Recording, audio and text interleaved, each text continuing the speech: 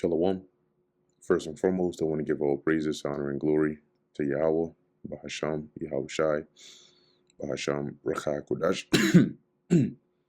Double honors to the elders and the apostles of Great Millstone, and peace and blessings to the elect.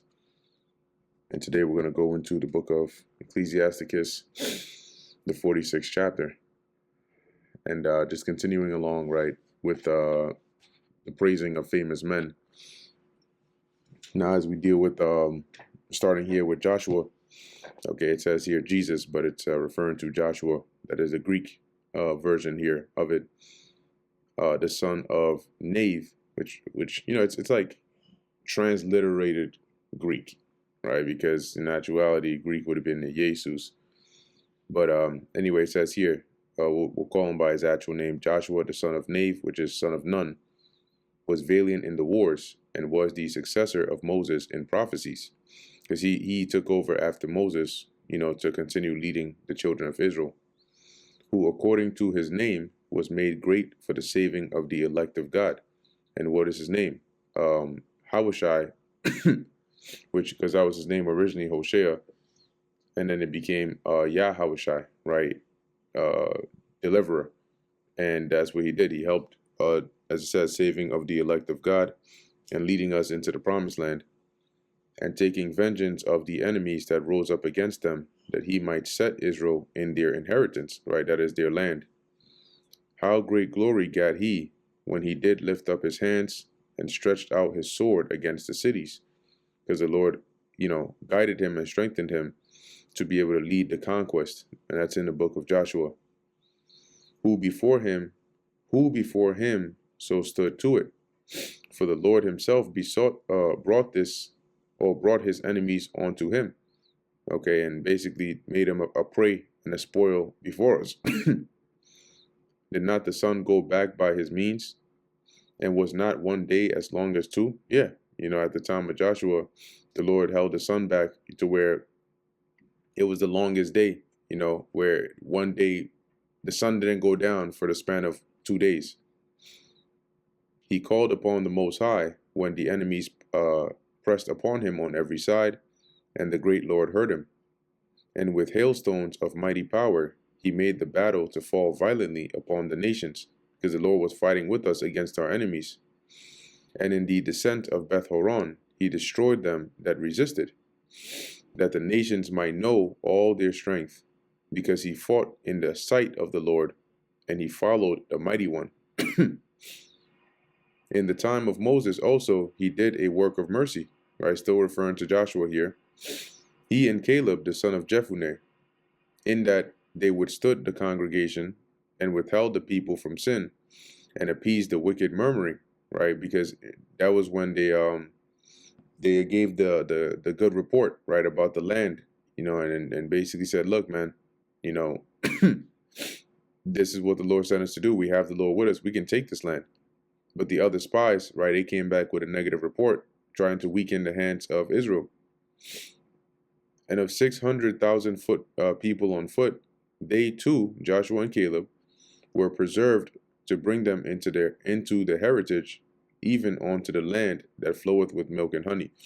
What that means is all of that generation, right, of which Joshua and Caleb were a part of, the Lord had them all die in the wilderness within that 40-year span, with the saving of Joshua and Caleb, which were allowed to actually enter into the promised land, crossing the Jordan, going westward into the land, which even Moses wasn't able to go into.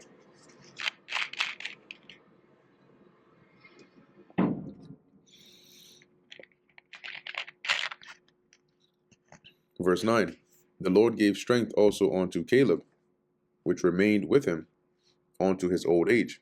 So he was strong even unto his old age, so that he entered upon the high places of the land, and his seed obtained it for an heritage, because he, was a faithful spy, right, a faithful witness to the Lord, and he brought back a good report, just like Joshua, that all the children of Israel might see that it is good to follow the Lord. And concerning the judges, every one by name, When you go into the Judges, it's in there, right? But here he doesn't mention everyone here. But Gideon and all the rest of the other judges. It says here, whose heart went not a whoring, right? All once again, verse 11, and concerning the judges, everyone by name, whose heart went not a whoring, meaning that their mind didn't go astray to depart from the Lord, right? Nor departed from the Lord. Let their memory be blessed. Okay, let the memorial of their name be blessed. Let their bones flourish out of their place, and let the name of them that were honored be continued upon their children, right? Let their good name basically continue upon their children. It says here, Samuel the prophet of the Lord, beloved of his Lord. And when it mentions their bones flourishing, it's basically just them may they continue, right? Their at least their influence, their proper influence continue, and this is like well wishing, or blessing, you could say. So it says, Samuel the prophet of the Lord, beloved of his Lord, established a kingdom and anointed princes over his people. All right, and remember that for a period of time you had Israel, when you go to the time of the Judges, where it said that every man did what was right in his own eyes, right? So you had almost like city states, as you could call it, like, it wasn't united into a kingdom yet. But under the reign of Samuel, or under the time of Samuel, judging Israel, obviously they followed him, but eventually the Lord used him to set up a king, right, which Israel asked for, being Saul. And that's when Israel became like an official kingdom, right, under the rule of a king, and anointed princes over his people. By the law of the Lord he judged the congregation, and the Lord had respect unto Jacob, Jacob being another name for Israel. By his faithfulness he was found a true prophet, and by his word he was known to be faithful in vision. You see, so and because Samuel was true, he was honest and truthful, man. He did what was pleasing to the Lord, and he was beloved both of man and God. Okay, it says here, verse 16, he called upon the mighty Lord when his enemies pressed upon him on every side, when he offered the sucking lamb. And this is, this account is in there. I think it's in the book of either First Samuel, might be it, First Samuel, where you had the heathens, I think the Philistines or so, basically closing in on Israel. And so Samuel offered a sacrifice, and then the Lord delivered us from them. It says here, and the Lord thundered from heaven, and with a great noise made his voice to be heard. And he destroyed the rulers of the Tyrians, those of Tyre, and all the princes of the Philistines. And before his long sleep, that is before Samuel died, he made protestations in the sight of the Lord and his anointed. I have not taken any man's any man's goods, so much as a shoe, and no man did accuse him, right? So he basically, had it to where before he died, if there's anybody he had faulted or wronged, he said he was there to make it right. Have I taken anything that belongs to anybody? Have I offended anybody? Right? And they said no, right? We have no fault with you. Verse 20, and after his death he prophesied. That is when Saul went to the witch of Endor, and she conjured up Samuel's spirit. Even though he had already died, he still prophesied to Saul, because he showed him, right, as it says, and shewed the king his end. Right? He said that this, basically explained to Saul that Saul was going to die, and then joined Samuel. It says here, and lifted up his voice from the earth in prophecy, to blot out the wickedness of the people. Okay, and let's take a look at this here. This is let me just pull this up real quick.